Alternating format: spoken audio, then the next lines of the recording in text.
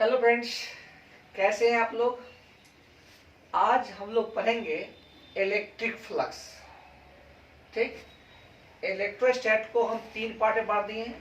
First part हम लोग पढ़ा चुके हैं और सेकेंड पार्ट में इलेक्ट्रिक फ्लक्स और थर्ड पार्ट में कैपेसिटर। पूरे इलेक्ट्रोस्टैट को हम 3 पार्ट में डिवाइड कर दिए हैं। तो आज हम लोग पढ़ेंगे पार्ट सेकेंड। गॉस थ्योरम इसमें पढ़ाई होती है। तो हम लोग पढ़ेंगे इलेक्ट्रिक फ्लक्स। क्या पढ़ेंगे? Electric flux.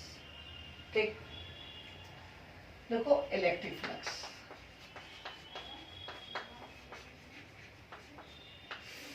देखो फ्लक्स क्या होता है, सबसे पहले जानना है कि फ्लक्स क्या होता है। देखो फ्लक्स का मतलब होता है टू फ्लो। क्या होता है? टू फ्लो, बहना। फ्लक्स एक लैटिन वर्ड होता है जिसका मतलब होता है टू फ्लो, बहना। ओके, तो लिख लो, हम तो सब लिखा ही देते हैं। लिख लो, it is a Latin word means to flow. Flux एक लैटिन वर्ड होता है जिसका मतलब होता है टू फ्लो, बहना। सोचो, किसी दिए हुए क्रॉस सेक्शन से, किसी दिए हुए एरिया से अगर electric lines of force cross करेगा तो उसको बोलेंगे इलेक्ट्रिक फ्लक्स। किसी दिए हुए एरिया से अगर electric lines of force cross करेगा तो बोलेंगे इलेक्ट्रिक फ्लक्स। अगर magnetic lines of force cross करेगा तो बोलेंगे मैग्नेटिक फ्लक्स। अगर फ्लूइड, पानी बहेगा तो बोलेंगे फ्लूइड फ्लक्स। किसी दिए हुए क्रॉस सेक्शन से अगर electric lines of force cross करेगा तो electric flux, magnetic lines of force cross करेगा मैग्नेटिक फ्लक्स, किसी लिक्विड का फ्लो होगा फ्लूइड फ्लक्स। तो लिख लो, इसका कोई टाइप नहीं होता है, लेकिन जानने के लिए समझना है कि वो क्या क्या पढ़ना है। जैसे मान लो कि एग्जाम्पल इलेक्ट्रिक फ्लक्स, इस चैप्टर में हम लोग पढ़ेंगे इलेक्ट्रिक फ्लक्स, मैग्नेटिक फ्लक्स,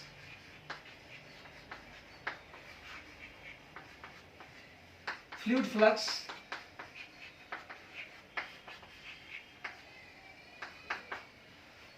ठीक है। अगर किसी क्रॉस सेक्शन से electric lines of force cross करेगा electric flux, magnetic lines of force cross करेगा magnetic flux, fluid flux. Okay, ठीक। तो हम लोग पढ़ेंगे इलेक्ट्रिक फ्लक्स। लिखो इलेक्ट्रिक फ्लक्स, मिटा दें। देखो टॉपिक डालो इलेक्ट्रिक फ्लक्स।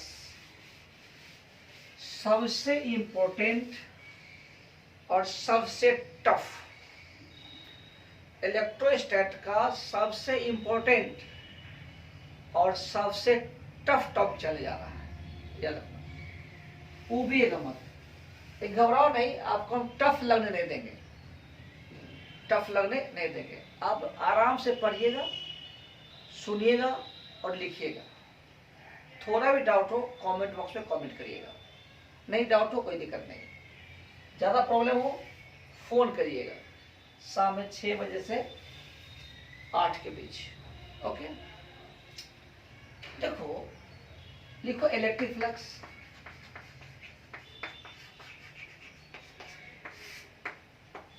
लिखिए, it is defined as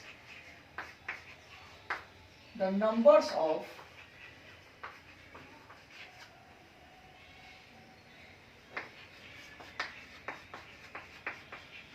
electric lines of force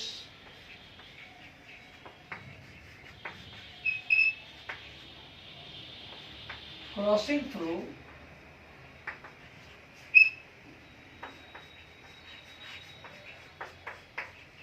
the given area of cross section, given area of cross section and normal to plane, normal to plane। जैसे example देते समझने के लिए, ये मान लो एक प्लेन है, कॉपी है, क्या है, कॉपी है। कॉपी का यह जो पेज होगा वो प्लेन हो जाएगा, क्या होगा, प्लेन होगा। ध्यान देना, इस प्लेन का एरिया प्लेन इस पर परपेंडिकुलर होगा, इस प्लेन का एरिया अपने प्लेन पर क्या होगा, परपेंडिकुलर होगा। नहीं समझा, चलो लिखो कंसेप्ट ऑफ एरिया वेक्टर, लिखो इसको, लिख लो concept of area vector, topic डालो, क्योंकि जब तक एरिया वेक्टर समझ में नहीं आएगा, एरिया का कंसेप्ट समझ में नहीं आएगा, तब तक आपको ये टॉपिक समझ में नहीं आएगा। तो लिख लीजिए समझने के लिए concept of area vector.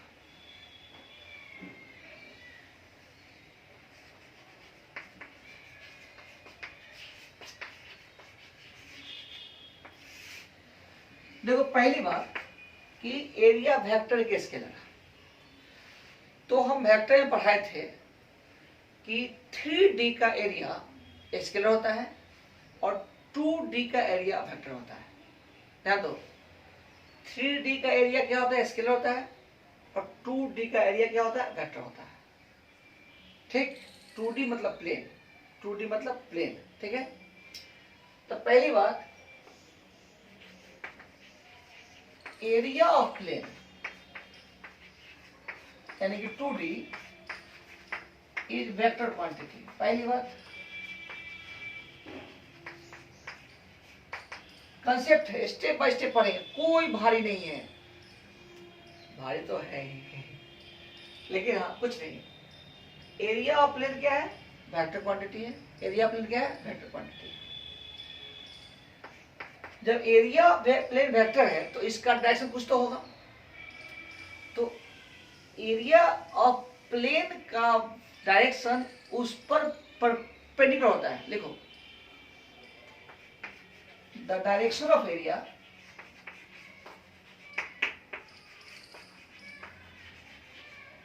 Is perpendicular to its plane. Area का डायरेक्शन प्लेन पर क्या होता है, परपेंडिकुलर होता है। ठीक, जैसे मान लो एग्जाम्पल में, ये मान लो कि ये प्लेन है, ये क्या है, प्लेन है। तो इस प्लेन का एरिया जो होगा या तो ऊपर की ओर होगा या नीचे होगा, या तो ऊपर होगा या नीचे होगा, दोनों में से कोई एक होगा, दोनों में से कोई एक होगा। मान लो कि ये आपका प्लेट है, प्लेट है तो इसका भी एरिया होगा या तो ऊपर होगा या नीचे होगा, या तो ऊपर होगा या नीचे होगा, दोनों में से कोई एक होगा।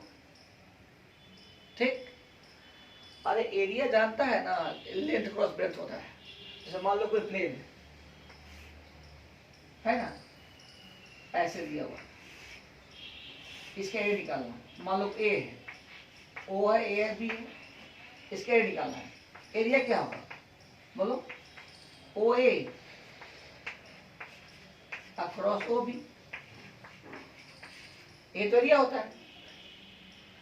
तो area of plane vector scalar, बोलो वेक्टर, वेक्टर का स्केलर वेक्टर, वेक्टर का स्केलर वेक्टर, जिसका डायरेक्शन प्लेन पर परपेंडिकुलर होता है। याद हो गया?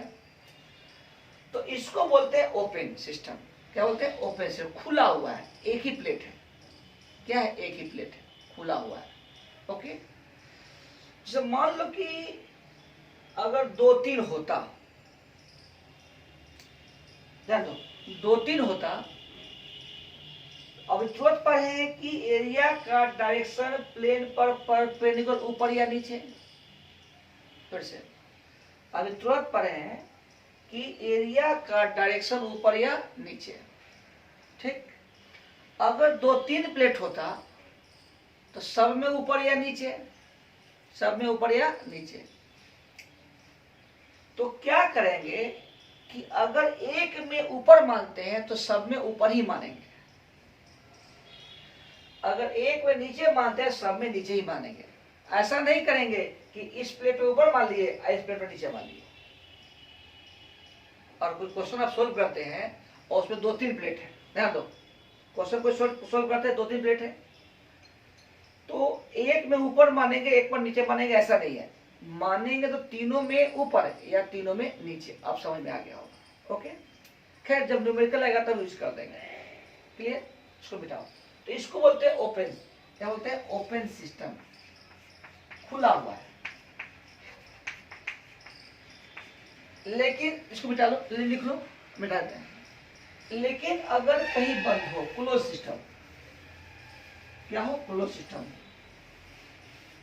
तो अगर सिस्टम क्लोज हो तो एरिया का डायरेक्शन हमेशा रेडियली आउटवर्ड होता है, बाहर की ओर, लेकिन प्लेन पर परपेंडिकुलर। ध्यान दो, कुछ बात याद रखना पड़ेगा। In close system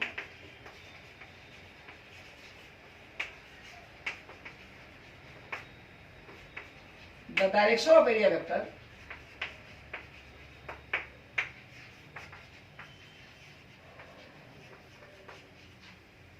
is radially,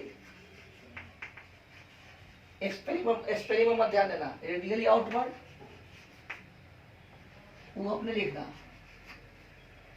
and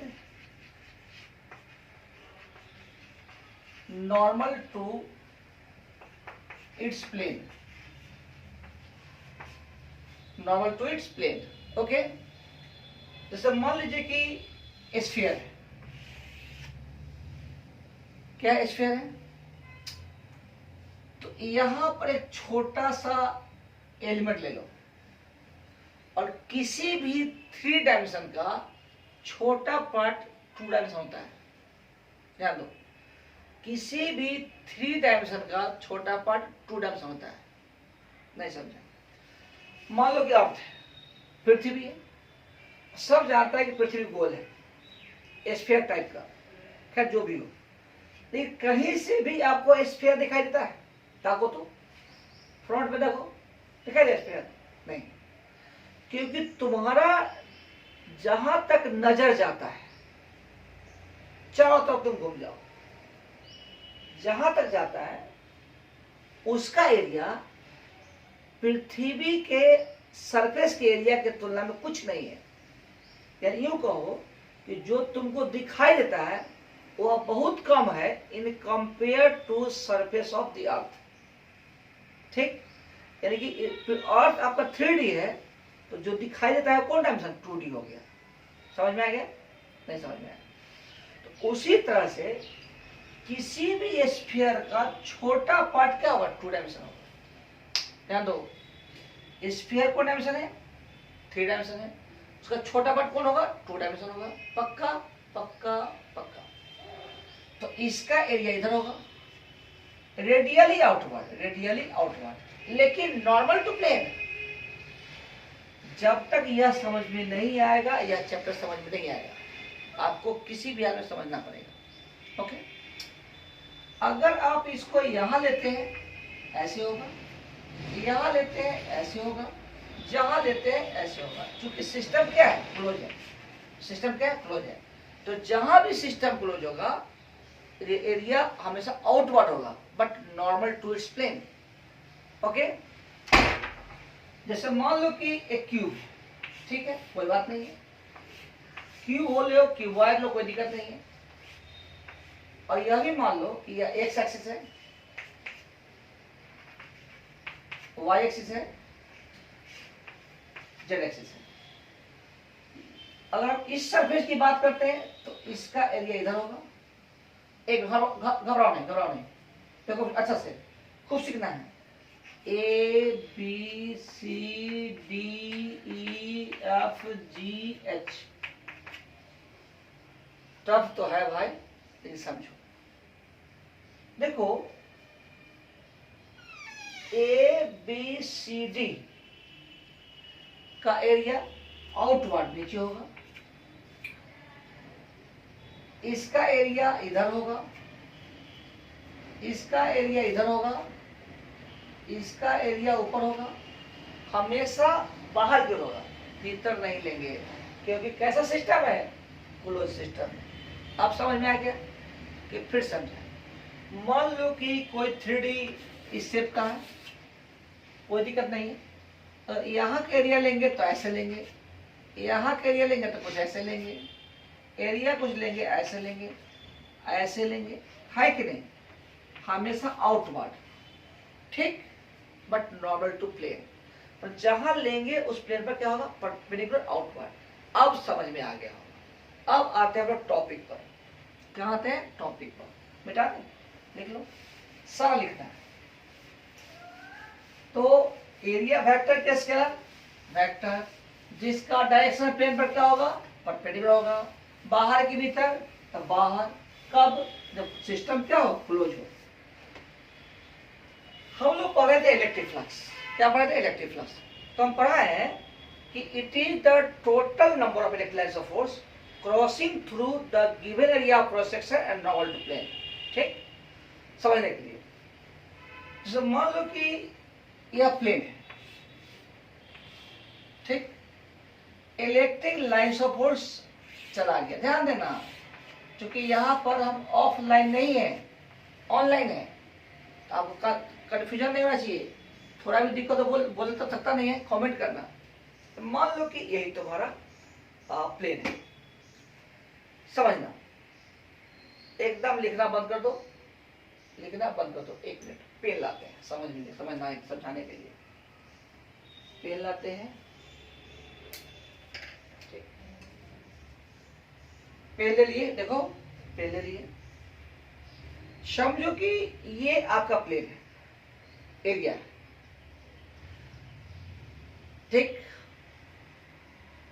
अब तुम सोचो कि यह इलेक्ट्रिक लाइन्स ऑफ फोर्स है। पेन क्या है?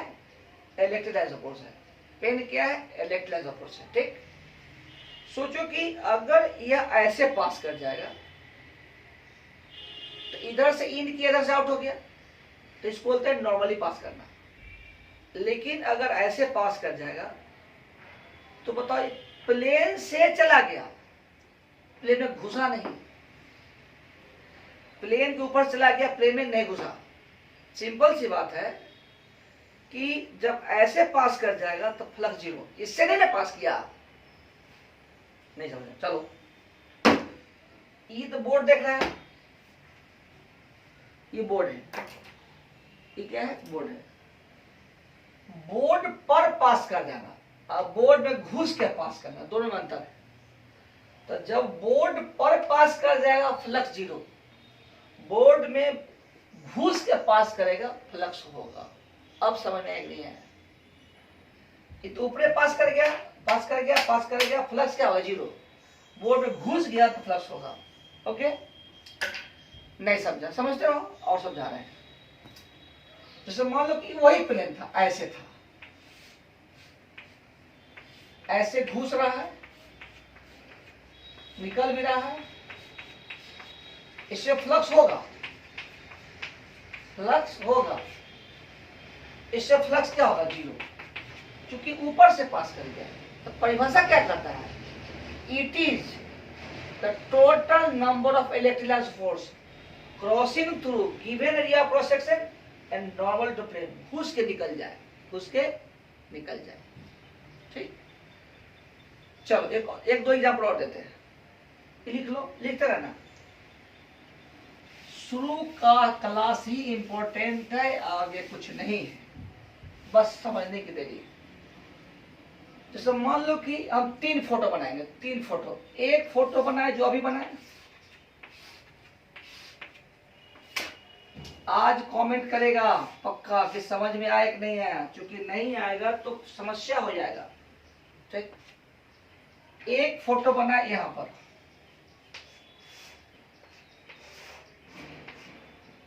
इसमें ऐसे घुस के निकल गया, परपेंडिकुलर है, उसके निकल गया, ओके, निकल गया। और एक है कि इस प्लेट को ऐसे भी नहीं है, ऐसे भी नहीं है, ऐसे भी नहीं है, ऐसे भी नहीं है, हल्का तिरछा है, हल्का तिरछा है। यानी कि यह प्लेट आपका हल्का तिरछा है।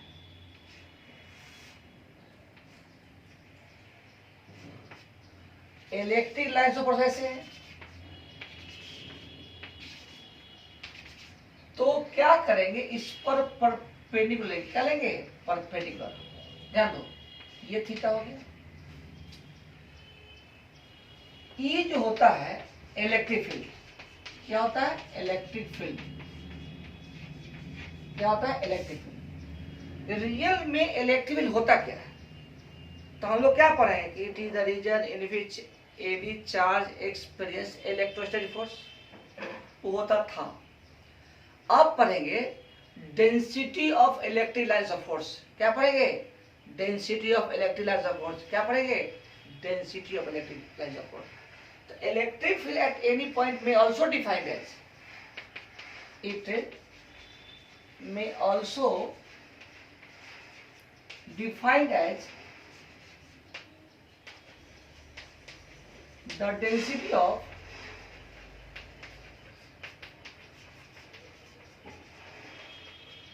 electric lines of force,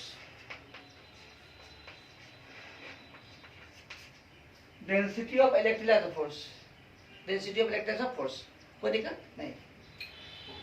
तो यहाँ फ्लक्स क्या होगा, जीरो, क्योंकि तो ऊपर से पास कर गया, ऊपर से पास कर गया। इसे फ्लक्स होगा कितना होगा, ई, क्योंकि ई डेंसिटी है, और इसका एरिया, इसका एरिया ए मान लो। सबसे बड़ी बात है कि इसमें क्या होगा, प्लेट ऐसे है तो क्या करें, इस प्लेट के एरिया को, मान लो एरिया ए है, एरिया प्लेट में क्या होता है, परपेंडिकुलर होता है, एरिया ए है, ये क्या होगा, ए कॉस थीटा।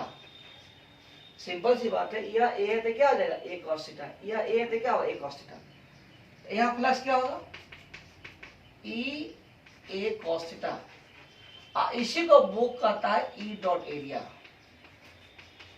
बुक में लिखा हुआ, it is defined as the dot product of electric field and area vector. Real में फ्लक्स गिनती होता है, काउंटिंग होता है, इलेक्ट्रिक लाइन सपोज काउंटिंग गिनती करना है, 1 2 3 4 5 6 9 10, तो ये गिनती है। लेकिन मैथमेटिकल कुछ तो परिभाषा होगा ना, मैथमेटिकल कुछ तो परिभाषा होगा ही। तो मैथमेटिकल यही डिफाइन किया गया, density sorry dot product of क्या, इलेक्ट्रिक फील्ड एंड एरिया। ठीक, इसको लिख लो। मोटा मोटी ठेठ में अगर नॉर्मली पास करेगा तो फ्लक्स होगा, ऐसे पास करेगा तो नहीं होगा, और तिरछा पास करेगा तो इलेक्ट्रिक फील्ड का कंपोनेंट लेंगे जो प्लेन पर परपेंडिकुलर हो। लिखो, एग्जांपल देते हैं, लिख लिए, चलिए।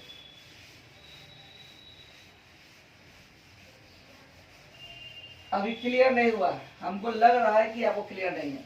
एग्जाम्पल बनाओ, एग्जाम्पल बनाओ, तब तक इस चैप्टर को पढ़ाएंगे जब तक क्लियर नहीं हो। जैसे मान लो कि यही है, ये एरिया है, एरिया दिया हुआ है 4 मीटर स्क्वायर। ठीक, इलेक्ट्रिक फील्ड ऐसे है, इलेक्ट्रिक फील्ड दिया हुआ है 5 न्यूटन पर कूलम। फ्लक्स क्या हो जाएगा, तो फ्लक्स होगा ई इंटू एरिया।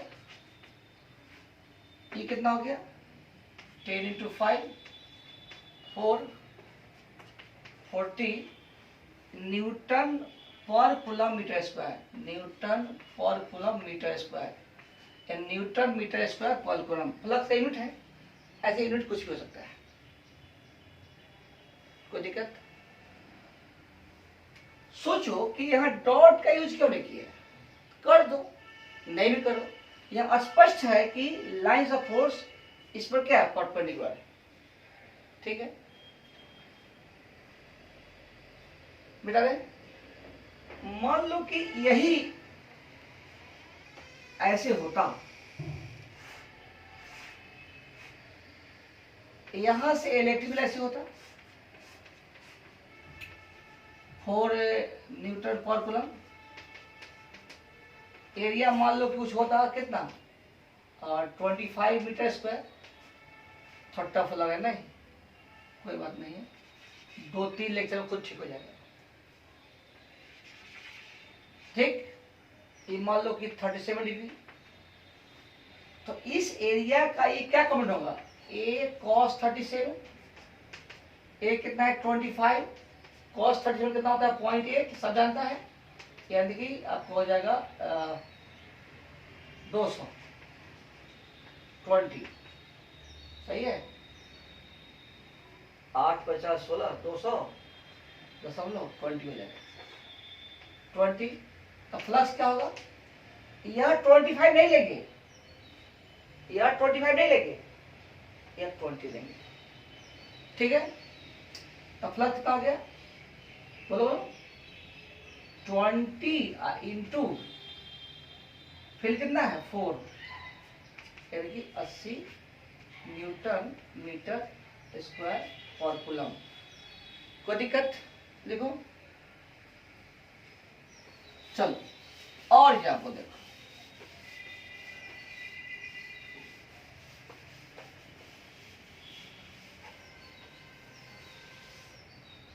मान लो कि अगर इलेक्ट्रिक फील्ड 4/3I 5/2J हो, एरिया हो मान लो कि 4I + 5J + 3K, तो टोटल इलेक्ट्रिक फ्लक्स क्या हो जाएगा, E इंटू एरिया। बोलो बोलो, आज फॉर्मूला याद करा दें, 4/3I 5/2J डॉट कितना होगा ए 4I 5J 3K डॉट करेंगे, I डॉट I कितना होता 1, 16/3 पढ़ चुके हैं, 5/2 इंटू 5 25/2 J प्लस 0, जोड़ देंगे, J नहीं हुआ इधर खत्म हो जाएगा, ऐड कर देंगे, जो होगा आंसर होगा। तो आज हम लोग छोटे छोटे एग्जाम्पल पढ़ेंगे। नेक्स्ट लेक्चर में, अगले लेक्चर में हम लोग उसको डिटेल समझेंगे। तो आपका क्या काम है, इसको 2 बार पढ़ना, 3 बार पढ़ना, और अभी बुक का अध्ययन नहीं करना है, बुक का अध्ययन नहीं करना। ओके, नेक्स्ट लेक्चर में इसको हम डिटेल में पढ़ेंगे। डिटेल का एग्जाम्पल स्टार्ट होगा, इसमें सिर्फ न्यूमेरिकल ही है, कंप्लीट न्यूमेरिकल है। यह चैप्टर समझने के लिए एक तो पहली बात दिमाग चाहिए जो आपके पास, दूसरी बात है कि कॉन्सेप्ट चाहिए जो हम दे रहे हैं। आज छोटा लेक्चर डाले हैं, छोटा वीडियो बनाया है, ताकि आप लोग स्टेप में आ जाए। ड्यूटी क्या है, कुछ नहीं पढ़ना है, लेक्चर को 3 बार सुनना है, 1 बार लिख लेना है और बाय बोल देना है। नेक्स्ट लेक्चर मिलेंगे। Okay, bye.